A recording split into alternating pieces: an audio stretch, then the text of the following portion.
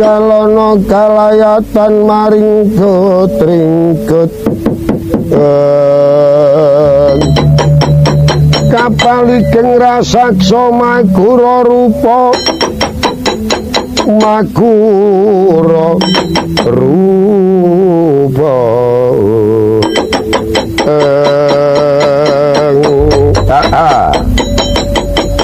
kowe buta saka ngendi ae aku saka Pringgodani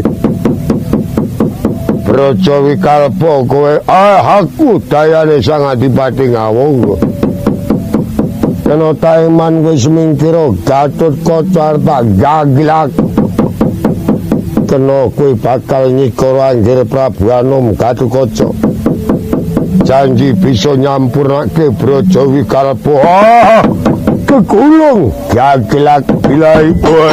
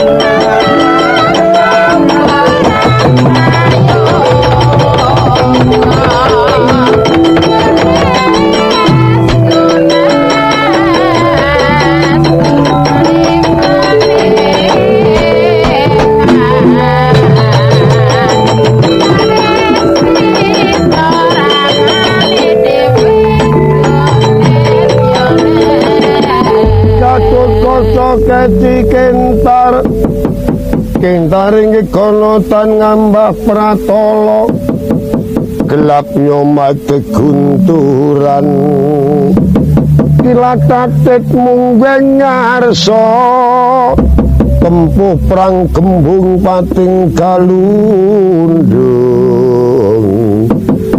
rawe-rawe rantas malang putung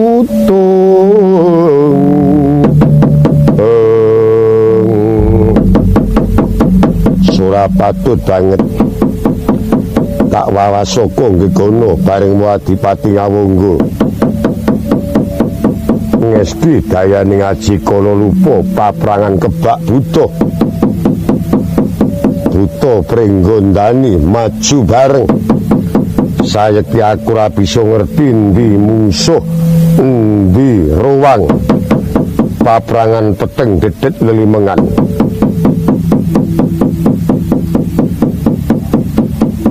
coba njaluk tak sampurnake para yaksa dayane wadi-wadi kacarita Raden Gatotkaca dupi paprangan peteng dedet limengan pindho bangun kasaput lebu satemah duka yayah sinepi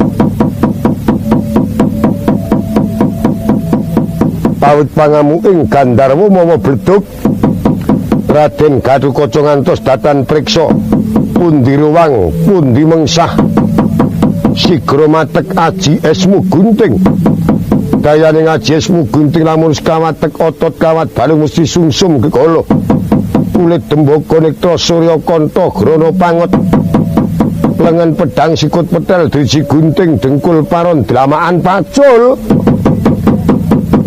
matek aji Narantaka dan Gatotkaca karosane 1000 gajah bobote 7 gunung ngambuk punggung dan Gatotkaca bawanipun datan saged mulat pundi mengsah pundi ruwang datan mulat buta Pringgodani menapa buta dayanipun Sang Adipati Karna sedaya katimbles dening Raden Gatotkaca para yaksa tumpes tapes ajur kuwandane saknalika paprangan banjir ludira sarah bangke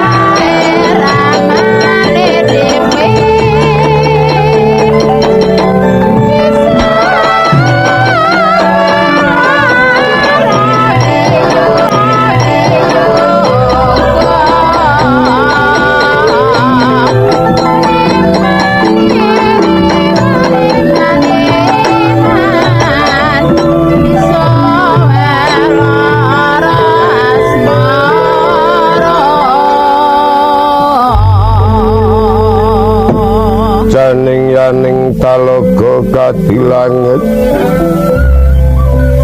mambang tepas wulan upamaneka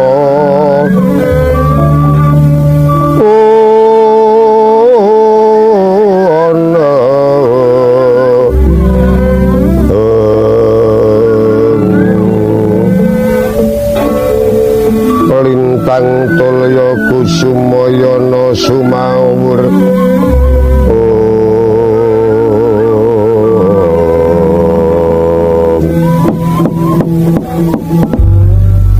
Togok kula diwaji ana endi Kanjeng Hyang Prabu Bathara Kresna Gok yung kula mboten saged matur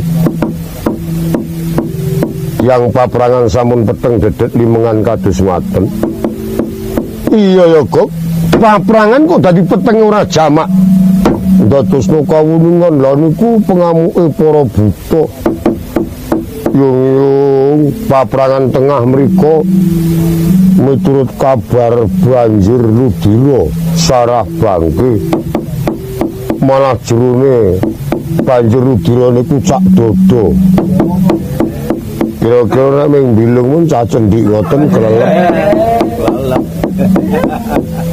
kelelep pake nah aku nganggo kacamata apa nek wis kelelep iki nganggo kacamata ora kelelep ngono kok waton lho basa meniki nek duwe yasa iki dicocokke karo kahanan bocah wong semono kacamatane ombo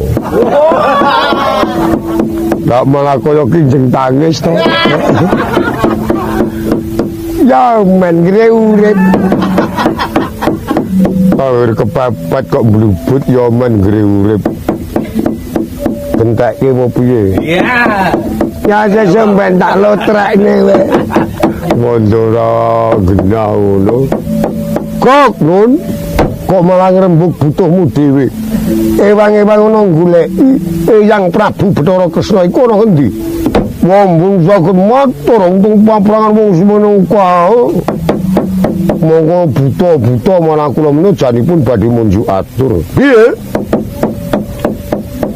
niki pun ajeng wengi malah mundur mawon awi rene iki peperangan pun rame-rame ngoten mbok ngenteni dina sesuk ngoten dadi sesuk perang niki rada mendho mbok menawi Sinuwun Ndorowati lajeng ketinggal mangke kula ingkang badhe matur ora Gok ados Kasura teleng tumeka ana ing Tegal Guru yen ora daya-daya pinanggih Hyang Prabu Ndorowati rumangsa keciwa banget pikirku Gok mergo aku kudu arep ngerti apa to sababe Kanjeng Rama Prabu Stija tumeka pati kok saka astane Kanjeng Hyang dhewe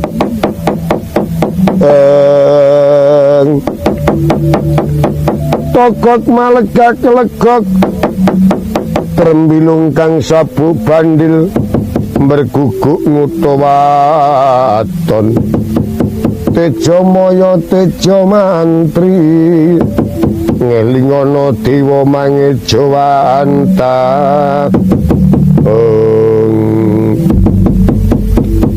Prabu Kesmaka Narendra ing Trajutresna sumengkara sing penggalih kumedhah pinanggih Nata Ndorowati datan mulat kalamun paprangan Tegal Guru saweg sami wuru ing ayuda antawisipun wadya ing Astina Tuwin wadya ingkang bantu Pandhawa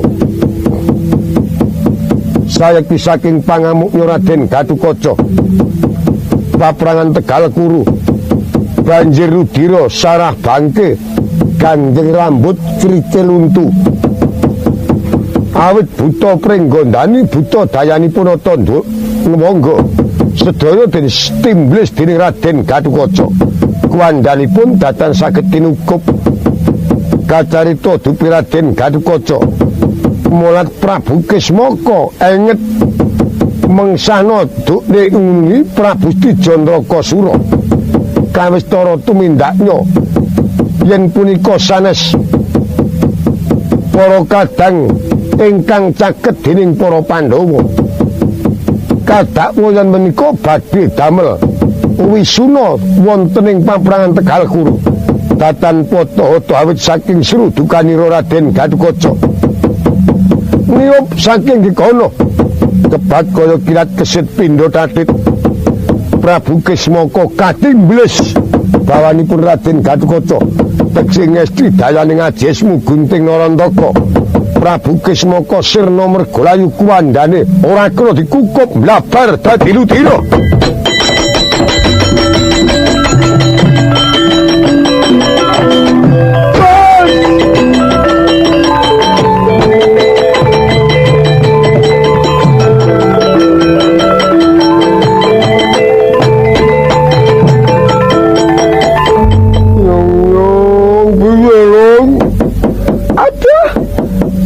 Mau kang toko aku ya ora ngerti.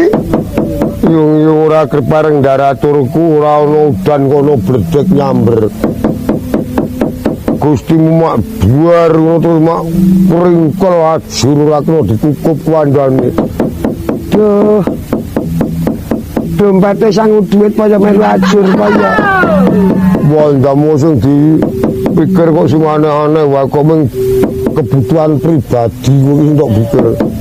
Kan mikir butuhmu ngono. Ayo mangko sing penting butuh yang pribadi. Ayo jiwane mbilung. Ayo bola-bali mbilung. Yung yo piye lho? Arep bali nang negara Trajutresna. Wis ado. Kejaba wis ado ya wis kentek angsangu. Lanjut piye lho upama kowe karo aku suwitana ursaning para Kurawa. Ya wis aku manut Kang Togok. Ayo watone kowe karo aku ngeyup urup dhisik mengko lan besok gampang.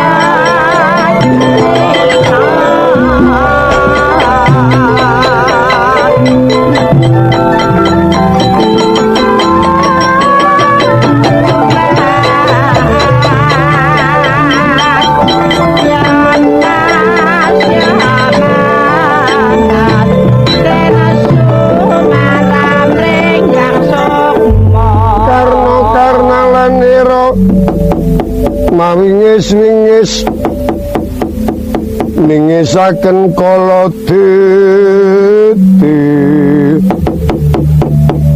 karna mateni karepa madeg ing rana sikandri madeg suraning griya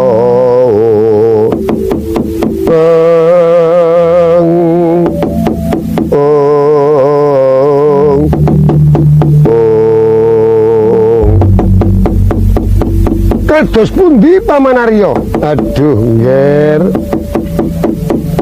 Salebetipun Bratayuda gangsal welas dinten kula menika mboten nate kendhat tansah mangertos kawontenanipun paprangan. Natkala pengamukipun Resi Seta ugi kula anggep rame nanging mboten kados wedal menika. Kawontenanipun rame tur gegirisi. Wandaning para yaksa dayanipun Angger Adipati tuwin yaksa saking Pringgondani ajur dipun timblis Gatotkaca banjir ludira sak dada lebetipun sarah bangke ganjeng rambut krikil runtu yang menawi Angger Adipati mboten keparingi tirata menika mangke klelep wonten samudra ludira. Kula nuwun nggih paman mboten perlu kuwatos. Namung anggen kula mespadaken Rimbyat Maja kok mboten saged pinanggih paman. Ing mangka menika wau mabur. Bocah Kurawa, gua. Ewang-ewang ngono mespadake nggir Gantara. Gatotkaca ana ngendi? Wah, lampun ngertos. Nika napa? Nika lho. Endi? Nika. Endi? Nika. Endi? Oh, senes kasil iki. Sembrono iki. Kasil kok padake Gatotkaca. Menawi mboten Angger Adipati piyambak ingkang upadi panginten kula mboten saged kamistara. Sigra rata wangga ngasta pusaka ngawangga Kyai Bramastra.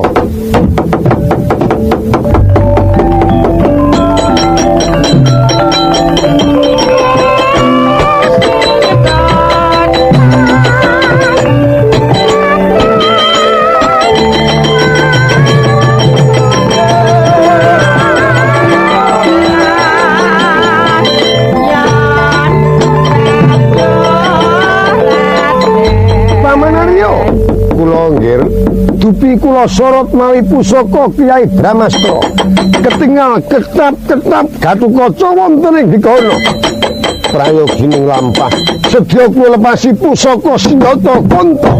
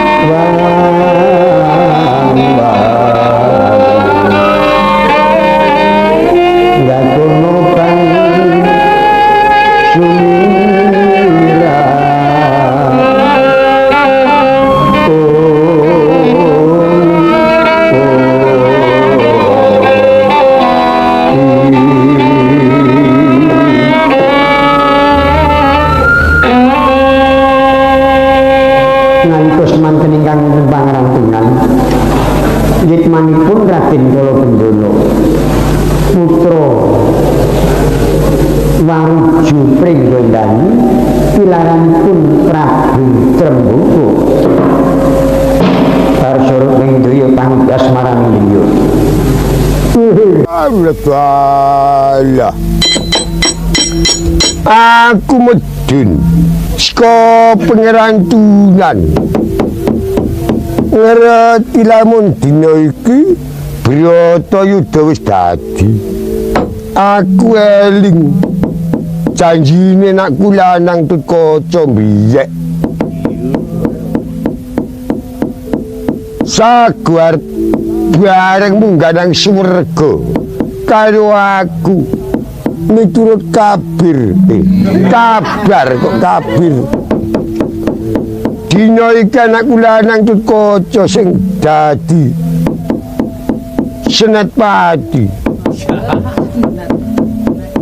diko ndak enek nang paperangan nak kula nang Tutkaca nggak ketok paperangan peteng dedet dimengan ora enek opo-opo enek banjir gedhe sarahe bangke kanggenge biyuh rambut kreke luntu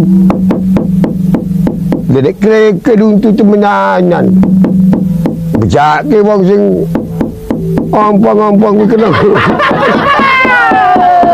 guna seli guna dalah wah cemelarat lalalakai kira keluar nak guna nak Tutkaca lah kok munggah terus lah kai kunto pelakune senjata kunto ngabar ora tekan wela iki dalane kelakon sing dadi penjangkaku Ger, kau aja belenjani janji kejaba kunto tak cekel.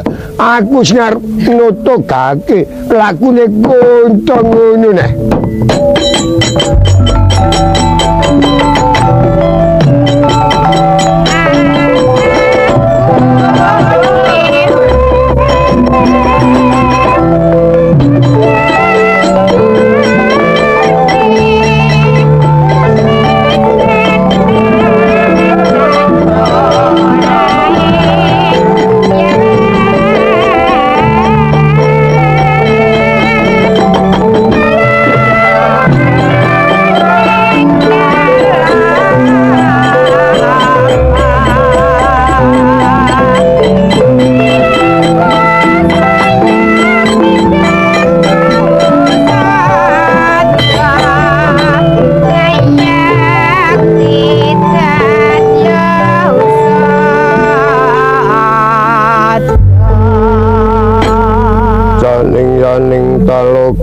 Di langit mambang tepas bulan upama neko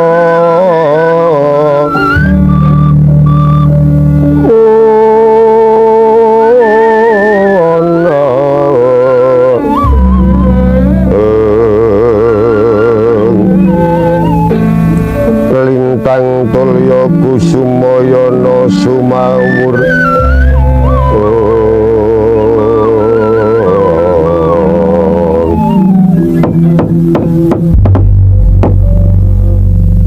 Lelajal anak kula nang Tutkaca ndelik nanggo Mega Malang lah kula weruh piye ya iki supayane Mega iki bisa dibuka aku adu arep karo anak kula nang Tutkaca coba aku apus-apus Tutkaca kuwi nek karo Mbak Yurimbi wedine temen aku tak ngembo suarane Mbak Yurimbi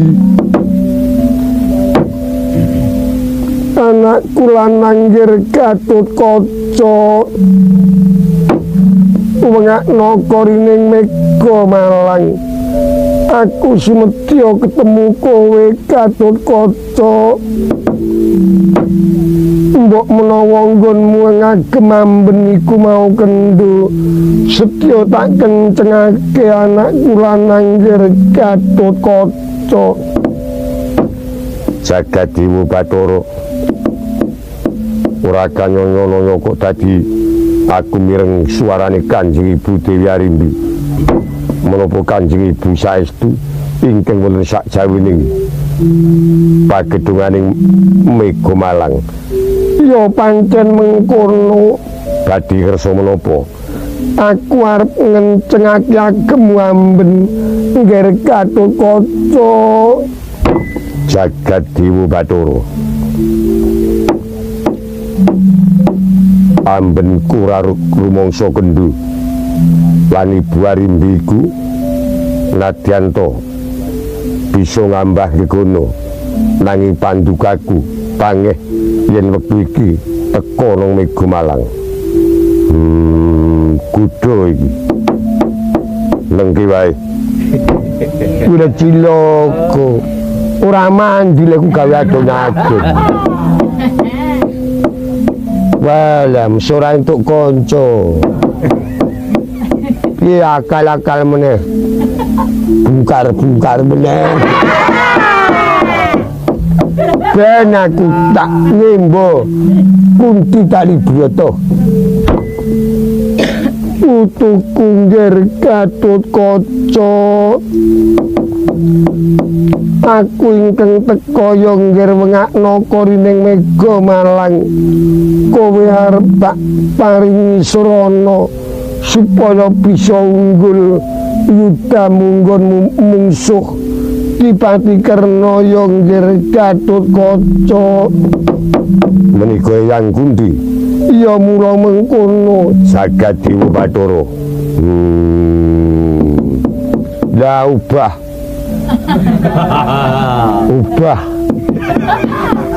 megane ubah mesti arep diwengake iki metu Gatotkaca. Nek suarane cetha yen Eyang Kunti nanging Eyang Kunti ku sak lawase aku durung tau krungu nek Eyang Kunti ku iso mabur. Mongko aku iki ana gegono tangeh yen iki Eyang Kunti duduh godho kuwi. Lah ora guguman. Kandhane angel nemen. Wah, lunga terus kowe ya Gatotkaca. Delik nang Mega Malang. Ya, diakal aku. Bojo Gatotkaca kuwi sing ditresnani temenanan. Saiki sing agek duwe anak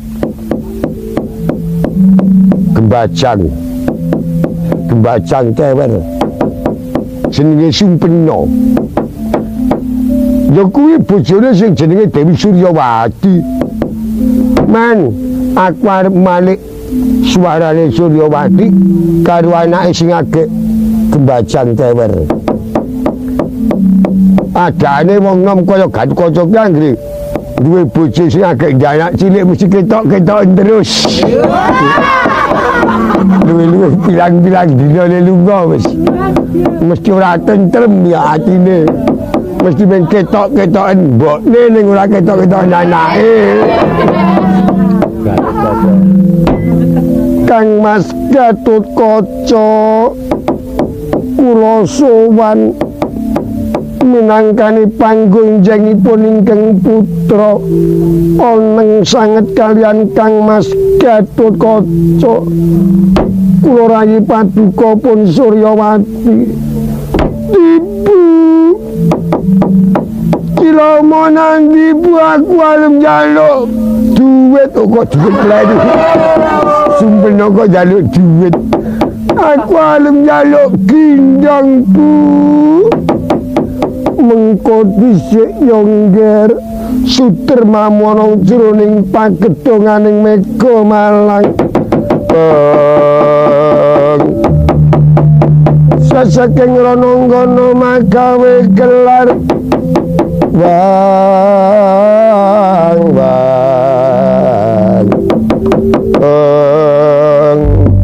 Katan kapenggalih panjang Dupi Raden Gatotkaca mireng penangisna ingkang putra Jaya Sumpena korining Mega Malang kabiyak priksa ingkang paman kala Bendana kagiat Julukmati.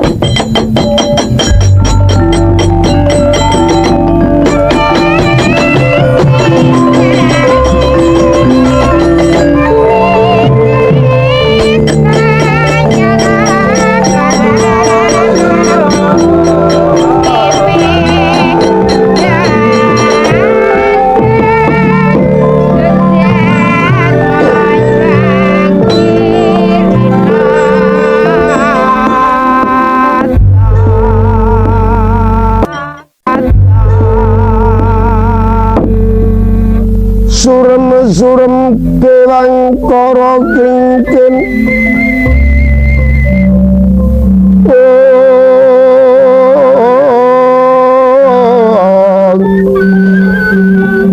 lir mangusuwa kang layon kenya ilang memah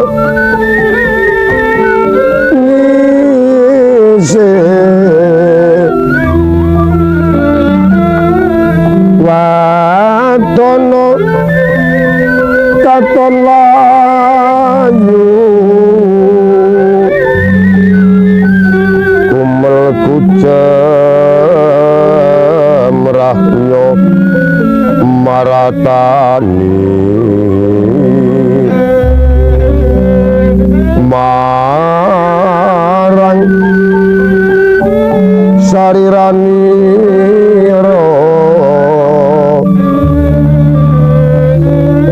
sludira kang wang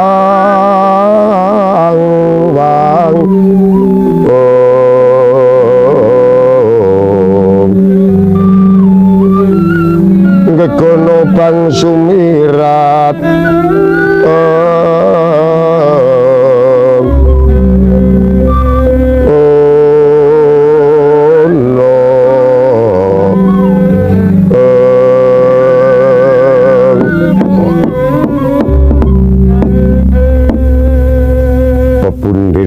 paman kala Bendana kula nyaosaken pangabekti lah tak trimo ngger anak kula nang Tutkaca yen mekaten ingkang giri kuda kula menika wau paman kala Bendana mimbo swantenipun anak kula Jaya Sumpena menapa dene diajeng Dewi Suryawati pancen nggih wonten keparipun paman kados pundi. Lah opo kowe lali? Wis tekan titi mangsa iki, yer wiwit aku matek. Pancen aku munggah swarga, aku rung gelem tak enteni nang pangeran Tunan. Ora pati-pati aku munggah swarga, nek ora runtung-runtung bareng karo kowe, nggih. Mula saiki ya, nggih. Kowe kudu minangkani kang dadi penjalukku. Konto iki tanpa nyono.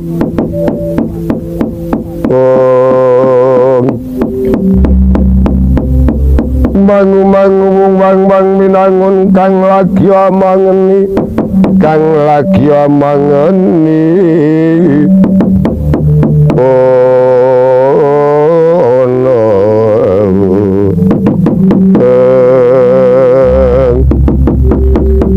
Paman kula Bendana badhe kula tuhuni kesagan kula dhateng paman kula Bendana nangirene kula menika jumeneng senopati perang paman pecahipun Gadukaca keparenga paman maringi margi supados kula saged mbekta kurban dados ringking mengsah ojo semelilang aku dhewek sing arep mlinahake temenangan kacarita Dian Gadukaca angwali agem nyaudet sigra senjata kunta dupi molat pusernya Dian Gadukaca sayekti punika merangkaning sanjata kunta Datan mawi sarana manjing pusernya Dian Gadukaca ndrodhok sanalika angganira Dian Gadukaca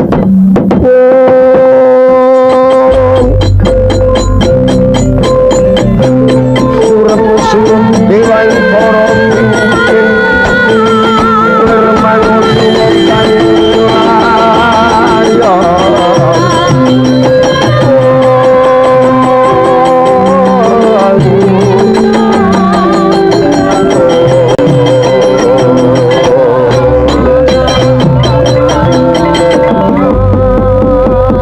Gusti keparenging Bathara Noyanayuh Sanjata Kunta curiga manjing rangka bebasan kondur dhateng kayangan Uwal sang yastanipun nata ngomongga icaling Sanjata Kunta dadi sarana ungguling prang Bratayuda para Pandhawa. Raden Gatotkaca dumugi titi wanci Noyanayuh Baskara titi mangsa sirna mergalayu. Yitma sejati sesarengan minggah swarga tundha sanga kan kala bendana amung raganipun cumlorot mawah telenging paprangan ludira ingkang mijil saking tatuning senjata Kunta kenging daya wisaning senjata Kunta sayekti ludira wau mawa wisa sinten ingkang katetesan ludiranipun Dyang Gatotkaca sirna mergalayu kuwandhanipun Dyang Gatotkaca kumliyang dumawah telenging paprangan.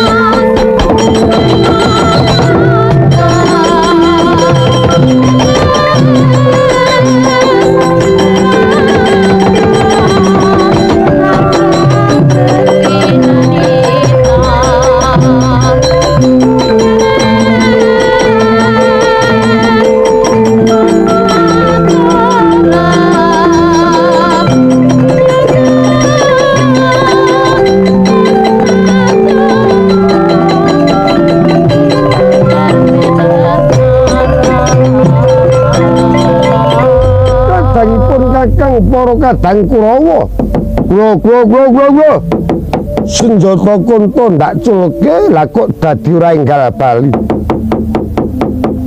nyemanggaken Koko Adiwati rasaning pamikir kuku melap kaya ninggal bocah nang pinggiring jurang kacarita rata monggo dupi mulat Girgantara priksa cumlorot kuwandhanipun Den Gatotkaca Raden Gatotkaca Cumloting kuwanda andhawahi rata titianipun rata ngomongga sang Adipati Karna waspada ing paningal saderengipun kuwandhanira Raden Gatotkaca dawah mlumpat saking rata lumajar rata titianipun rata ngomongga kadawan kuwandhanipun Raden Gatotkaca ajur kumur-kumur kuda sekawan ajur sirna mergalayu pecahaning rata angengi dhateng para kadang Kurawa ingkang dumunung kanan kiring tuwin wingkinging rata tuwin kenging ludiranipun Dyang Gatotkaca para Kurawa wau ingkang kenging pecahaning rata tuwin ludiranipun Raden Gatotkaca sirna mergalayu antawisipun para kadang Kurawa ingkang nami dur ingkang teksih gesang namung Dursasana tuwin Duryudana ingkang dumugi pecah antawisipun Duryasa Durmuka Durjaya Durgempa Durmagati sedaya dur pecah celak kuwandhane rata tuwin kuda ingkang dados pangriting rata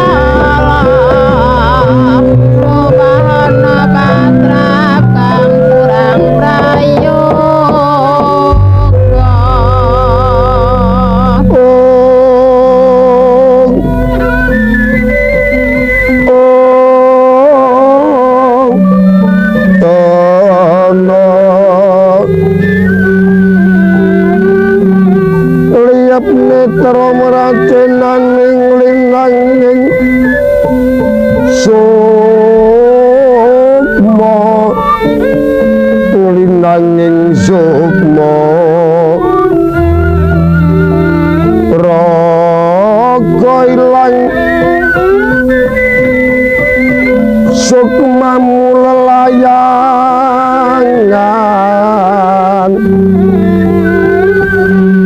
raga ngending nggonmu tiba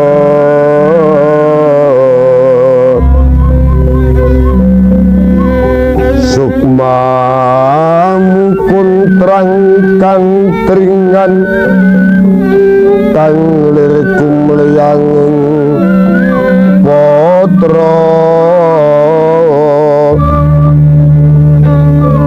kang katiuping samirana mandra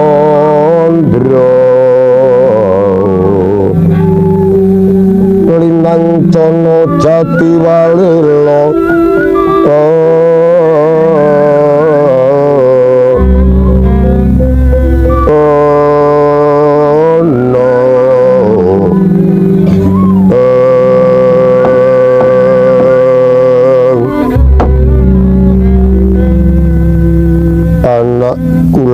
nanggir Gatut Kaca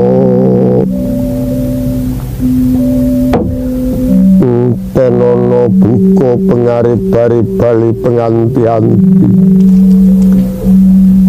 ora bisa aku pisah karo kowe nggir anakku lanang Gatut Kaca anakku nggir Gatut Kaca tanono nang plawanganing swarga aku ora bisa pisah karo kowe kula Primbiat Maja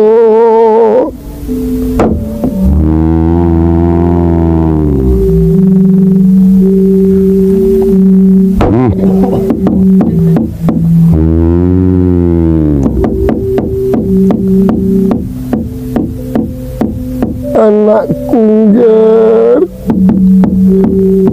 pangeran kados pundi kang putra tumugi ning seto kula mboten saged kantun Gatut Kaca tenono nang plawanganing swarga ndaraku landara neng daraku kaya ngono ki malah becik nolo garang dipentung ana wong aku rila daraku landara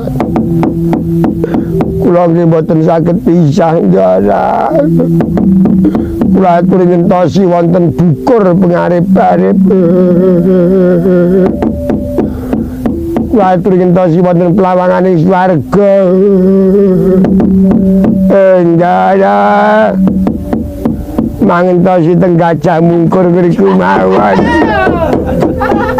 reno kok ndak ida-ida ana muni plawanganing swarga ki yo jenenge rada mathuk utawa bukur pengarip-arip lah kok kon ngenteni nang Gajah Mungkur kon ngenteni nggone sapa dari Pak Kasminto wandora becaci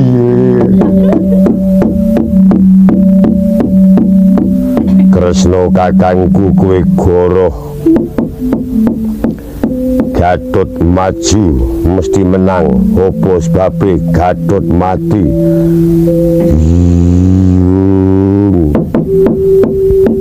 ingkang ngendika yen Gatut Kaca maju jumeneng Senopati Gatut Kaca menang mau sapa Kresna kakangku aja kleru penampa pun kakang bola bali nggonku ngendika karo Dimas yen Gatut Kaca dadi Senopati maju ning madyaning paprangan metuke Yayi Dipati Kerna bakal dadi srana unggul perang Bratayuda Jaya binangun tumrap Pandhawa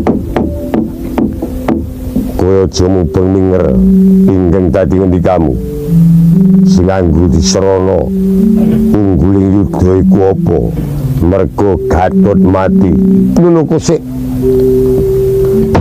apa Dimas ora kengetan Yayi Dipati Ngawangga iku kagungan pusaka senjata Kunta ingkang ampuhi magila-gila lamun to Dimas Janaka ingkang tak tuding dadi Senopati Janaka ketiban senjata Kunta mesti tekaning pati mongko Pandhawa wis prastya mati siji sing papat bela lan Dimas Janaka ketaman senjata Kunta tumekaring pati tegese Bratayuda kalah bareng Gatotkaca ingkang maju Gatotkaca tekaning pati nanging bisa njaga kawidagdaning Pandhawa merga senjata Kunta tumanem ana nganggane Gatotkaca banjur ilang bali ana kayangan merga iku curiga manjing Rangka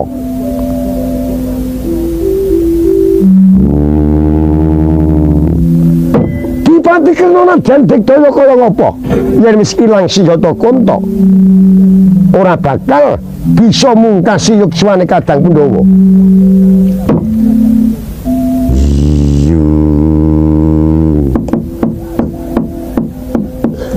iya Reng kowe iki nek nangisi ndaramu ya nangisi ning bojo get-geti ana apa kowe ora ngrasake selamat wujud aku sarungku bolong nganti tandhes nggon sikil Petro ora gina wujud nyelamat uang ora krasa aku nang mirengke pengendikane Sinuwun Dwarawati mongko krembake jendol ora krasa jebul netesi sarungmu nganti nembus kira menungsa kok ngono darane kaya ngono nyelo-nyelo nyela-nyela sampean selamat tutut gelem belang karo darane kok mangsulan mikire duwe kenek ora entuk mangsulan duwe kenek ki apa reng engko muni cangkem darani saru ora perlu Dimas Bratasena Dimas Janaka kumembeng Sungkawa mestine Dimas Perkudara wis nampa wejangane Sang Hyang Dewa Ruci Dimas Janaka semono uga wis mangerti lamun dumadi orang Madyapada iku sayekti kapurba dening panguwasaning Bathara bawane Rimbyatmaja tumeka pati orang Madyaning paprangan nanging gedhe lelabuhane tanpa beda kaya Angka Wijaya rumeksa kawidagdane Yayi Prabu Puntadewa nanging yen Gatotkaca malah rumeksa kawidagdaning para kadang Pandhawa kabeh prayoga enggal rinukti santataning panembah diunggah corong pancaka supaya lebur kuandane Rimbyatmaja srana kobaring geni kang dumadi saka urubing kayu rasa mala cendana murni Koko Prabu apa diajeng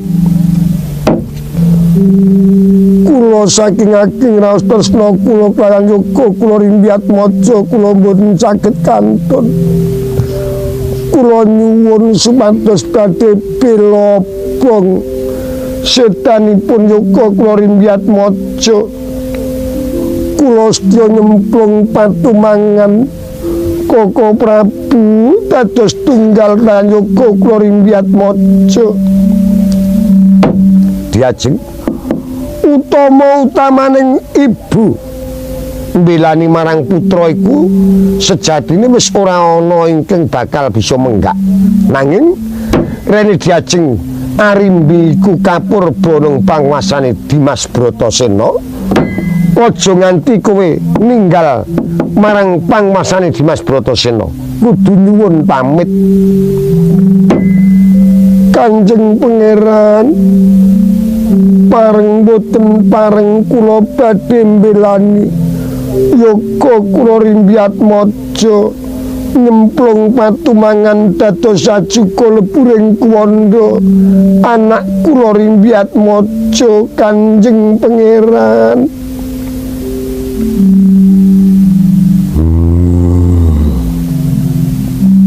Yo piye Gong?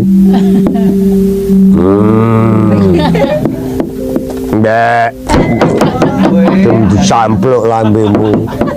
Sekarang dipamiti garwane pamiti arep nyemplung patumangan mongko wis ora kena ngelekke nek duwe karep arep bela patining putra ki ora wenang ngelekake kaya anane mimak gleger ngreteng munggo aku sing dadi Ndara Werkudara ngono lengger iki mak Koko Prabu kula nyuwun pangestu diajeng muga-muga apa kang sedya diajeng bisa kasempatan.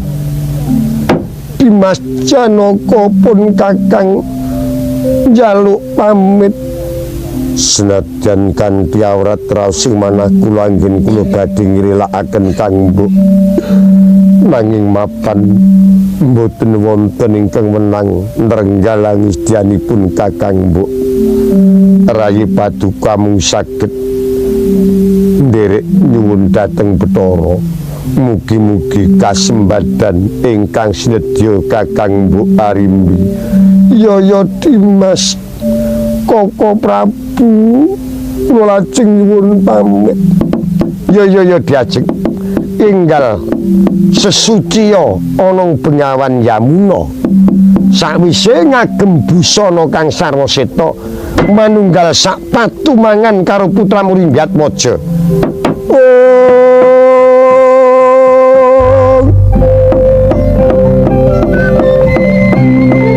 Surem-surem dewantara kinten lir manuswa kang layon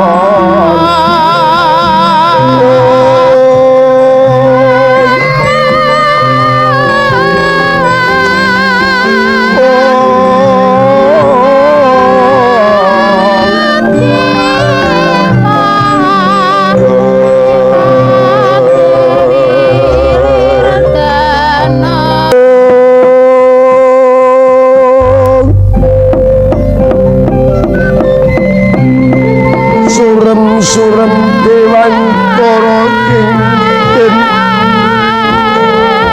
lir manuswa kang layon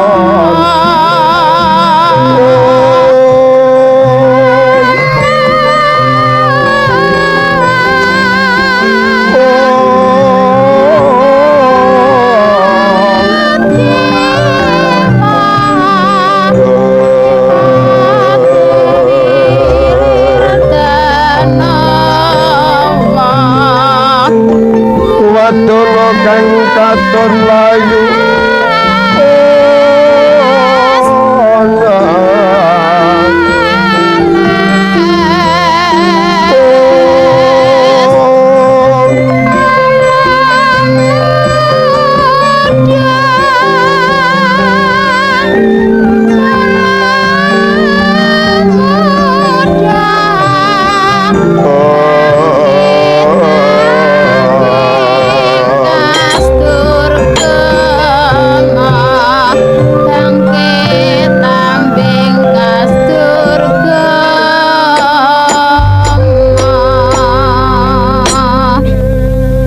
legek kaditugu Sinokarta nata Ndurwati Raden Arjuna Raden Werkudara mulat kobaring tahana suci ingkang wis mlebur kuwandanira Raden Gatotkaca tuwin rat semaning ayu Dewi Arimbi kacarita Dyana Werkudara dupi mulat kobaring tahana suci sampun saged mlebur kuwandanira kang putra Raden Gatotkaca pindha ginugah kaprawirane Bima Suyangga Ngkara Sudibya sawara-wara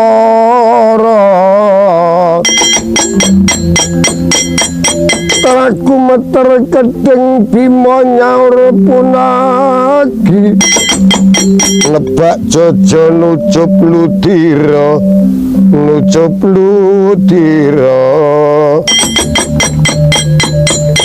Ngetepono prangila ilo lumawan risang Dursasana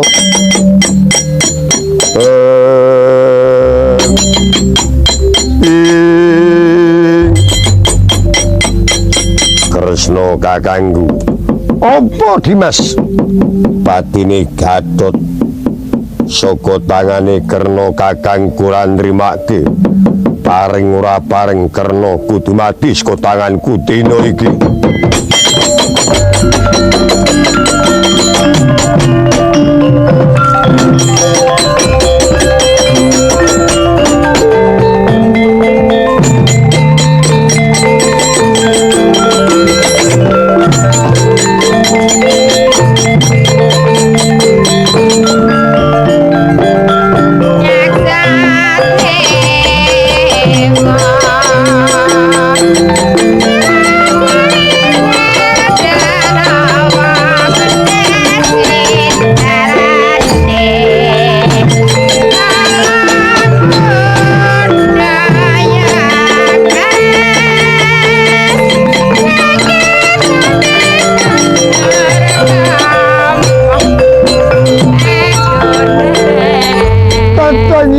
Kakang Dimas Werkudara aku arep kapake Werkudara aku ora dosa Dimas dosamu to kempit to endit ngaku ora dosa aku bilakno patine Gatot Dimas patine Gatotkaca ngilangke pusaka senjata Kunta satemah kekes rasaning pamikiripun kakang Aja Dimas aku arep kapake ora lega rasaning atiku ora iso ngidak-idak Karna kakangku aja Dimas Werkudara ora peduli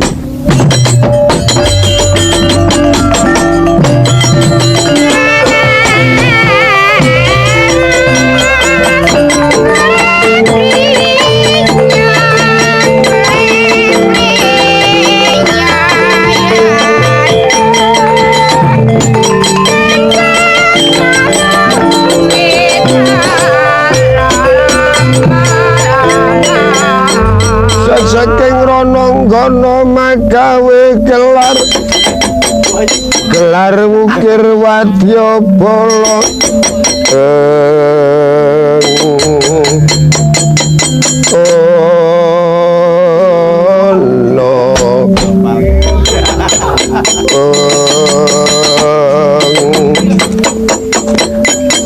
Surapatut Werkudara mbujung Koko Adipati lumrah gagah kowe Werkudara dhuwur kowe playune Koko Adipati repot Koko Adipati kula mlajar mriki Jaya Permeo ingkang badhe mejahi Werkudara arep wong pinter kaya ngapa janjine nang kaprayetan Werkudara sing dipandheng ning Koko Adipati aku arep ndelik amping-amping galengan amping-amping galengan Koko Adipati melumpat bleber Werkudara melumpat cangdak sikile cek geret regetek beleh sah beres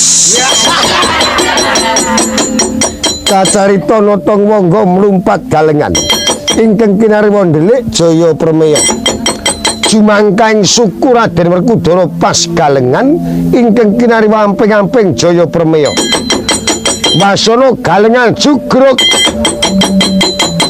ampiane Raden Werkudara pas jangganipun Jaya Permaya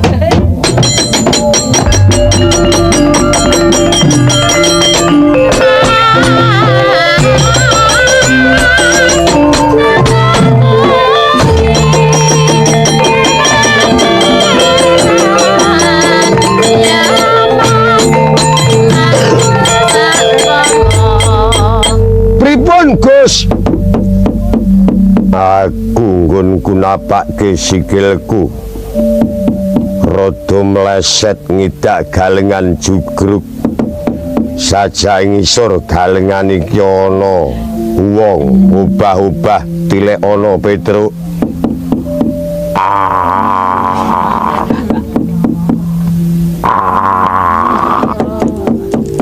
Nglokor. Wah, wonten wonge waduh wis mele-mele ngono e. Apane? Irate mripate pun mendelik. Sopo? Anu, Dadang Kurawa. Sing namine Meong niku. Meong. Wah, wonten to sing jenenge Meong wonten. Jaya Permeo. Nah, nggih niku Jaya Permeo. Tilek ana sujanane karo aku piye? Nggawa gaman ligan apa ora? Nek nggawa gaman ligan tondo dhewe arep sikara. Iki tak uwaleke iso ditulung. Ning nek dheweke nggawa gaman ligan tondone arep sikara, tak netke mati dheweke. Mangke kula deloke. Oh, beto pedang ligan. Aniki pedange. Pertondo dhewe arep nyikara lakuku. Tak sengkake lehku ngidak. Denidak jangganipun sirna Jaya Permeo.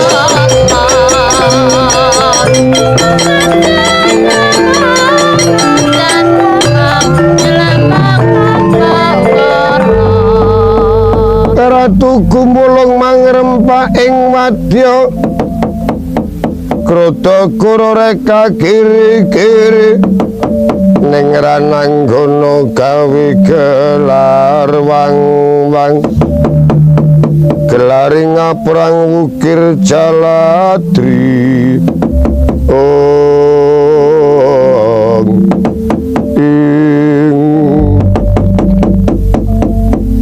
Lawer Kudara kaya lanang dhewe, anakku lanang dipati kena duyak-uyak nganti kaya wong gila.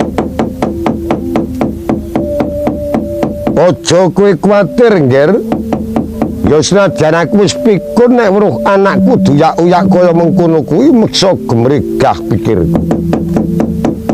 Janjur Kudara tekan kene mesti mati dening aku. Wah.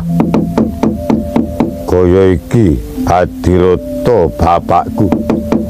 Kuwis mingkir Adiroto bapakku. Mengku mundak ke Sanjabaya. Lho, kok malah noleh mrene? Mandeng karo aku Werkudara. Kowe arep apa Werkudara? Nek kena tak eman kowe semingkir aja cedak-cedak paprangan iki. Mengku mundak ke Sanjabaya merga kowe wis wong tuwa. Piye? Wis ngerti nek aku wong tuwa. Kowe malah nantang aku. Aku apa dianggap wedi karo kowe? Arep wong tuwa kowe rangkep sepuluh, aku ora bakal wedi. Lho, kok malah marep mrene?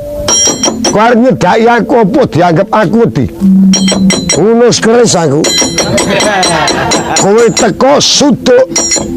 Hadiroto bapakku, kowe aja cedak-cedak. Semingkira mengko ndak ke Sanjabaya. Piye? Kowe nantang aku to? Apa dianggap aku wedi karo kowe? Kacarita Prabu Radya bawanipun sampun dungkap sepuh. Sampun duna dungkap pamidhangetipun midhangetaken sabdanipun Dyang Werkudara. Sejatosipun Raden Werkudara ngeman supados Prabu Adirata nebi panganggepipun dipun tantang saknalika ngasta pusaka ligan nanging denya ngasta kendalining Rata dipun unduraken lampahipun karana ajrih klan Werkudara. Datan molat lamun wingking Rata jurang. Rata gegelundung jurang. Prabu Adirata dumawah mrucut denya ngasta pusaka ligan. Dumawah ing Rata pusaka ligan tumancep jaja. Sirna Mregalayu Prabu Adirata.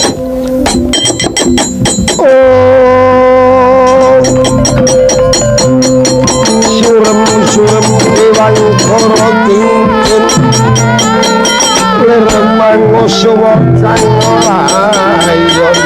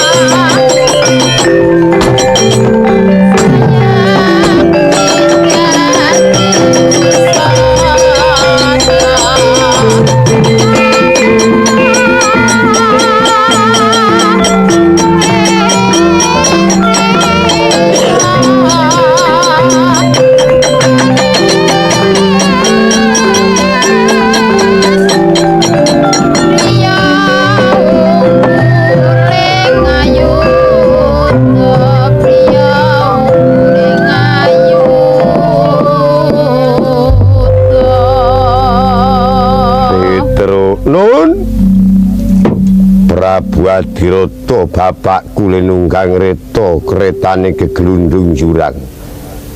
Dheweke pancene tak penging cedak-cedak nang malah pandugane aku nantang karo dheweke. Tilek ana wis mati apa isih urip. Ten pundi nang jurang. Wong jurang semono jerone kon nilaki. Wa pripun mongko lampengane kok ngono. Kene sikilmu tak jantur mengko ra iso weruh. Waduh. Wah, ambune. Karang rada tak kumbae sarungku. Piye? Kembono selamu mete. Karone aku ya kesuwen yo buser aku. Anu Prabu Adirata temumpang tenggen reta. Retane remuk ning curiga ligan tumancep teng dadane.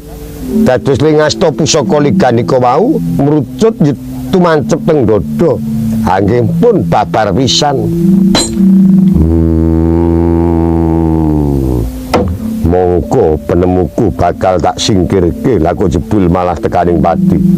Petruk tak suwunke karo Bathara, muga-muga ketrima penuwunku tak leburi kuwandane. Raden Werkudara meminta sing Bathara supados saged nglebur kuwandanipun Prabu Adirata. Ana cahya mijil sayangganipun Raden Werkudara untuk mempuh angganipun Prabu Adirata. Bel tadi tahono suci nglebur kuwandanira Prabu Adirata.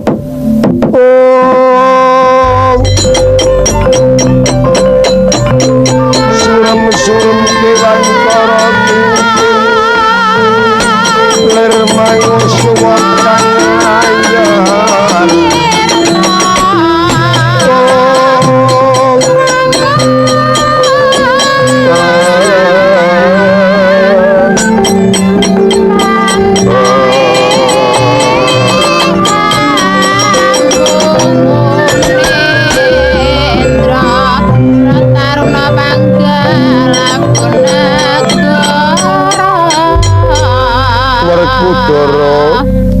tak trimo ya Werkudara, kowe nglebur kuwandaku. Pancen carane Kurawa kaya ngono, nek isih kena digunakake tenagane, disungga-sungga, disunggi-sunggi. Nanging wis tekaning pati, ora ana ingkang gelem ngrukti kuwandane kulawarganing Kurawa kang wis mati urung paprangan, malah kowe ingkang nyuwergake marang aku. Tak trima ya nggih. Prang Baratayuda tresna antuk nugraning Bathara Pandhawa unggul jayane minggah swarga Prabu Adirata.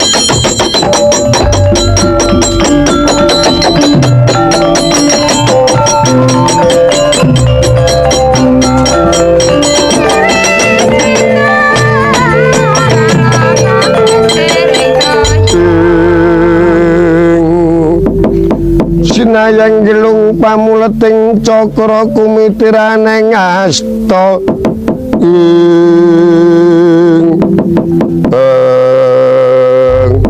Dimas Werkudara aja kebacut-bacut kowe ngumbar deduka ya Dimas. Ora perlu kowe nguyak yayi Dipati Kernayu to Dimas. Kondur ana pakuwon ing randu watangan.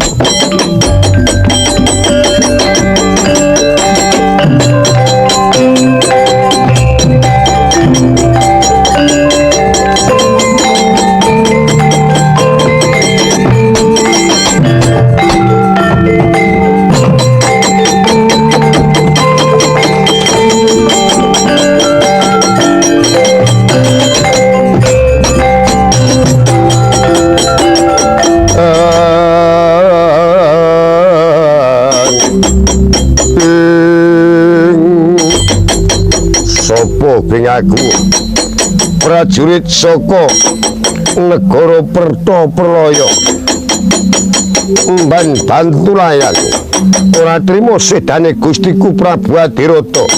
Bing aku Setyaki Werkudara kon katon gedeng mestakane ora minggat bilain dening aku.